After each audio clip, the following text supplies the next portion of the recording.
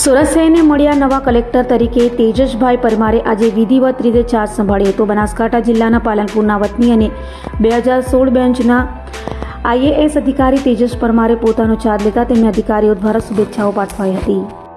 સુરત શહેરના નવનિયુક્ત કલેક્ટર તરીકે તેજસ પરમારે વિધિવત રીતે ચાર્જ સંભાળી લીધો હતો. ચાર્જ સંભાળવાના પ્રસંગે વહીવટી અધિકારીઓને શુભેચ્છકો અને આગેવાનો મોટી સંખ્યામાં હાજર હતા.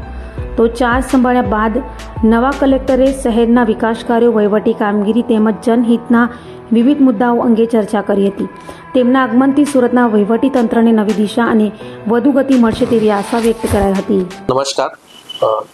આજે 18/5/2026 ના રોજ મને સુરત જિલ્લામાં મેં આજે વિધિવત કલેક્ટર તરીકેનો પદભાર સંભાળ્યો છે.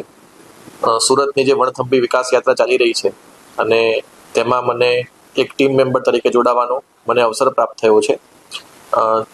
સરકારની જે વિવિધ યોજનાઓ છે તે છેવાડાના માનવી સુધી પહોંચે અને લોકોને જે મળતી મૂળભૂત સુવિધાઓ જે કલેક્ટર કચેરી તરફથી અને સરકારના વિવિધ અન્ય વિભાગો તરફથી જે સુવિધાઓ મળે છે તે તમામે તમામ છેવાડાના લોકો સુધી વ્યવસ્થિત રીતે પહોંચે તે માટેનો મારો પ્રયત્ન રહેશે.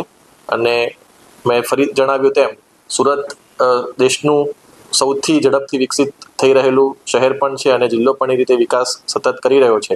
એટલે અમારા અગાઉના જેટલા પણ પુરોગામી કલેક્ટર્સ શ્રી હતા તેમના દ્વારા જે પણ નવી પહેલ કરવામાં આવી છે તેને પણ સતત ચાલુ રાખીને આગળ આપણે વધુમાં વધુ સારા કામ કરી શકીએ તેવો મારો હંમેશા આશય રહેશે અને નાનામાં નાના માણસને મદદ થાય તેવું મારો પ્રયત્ન રહેશે.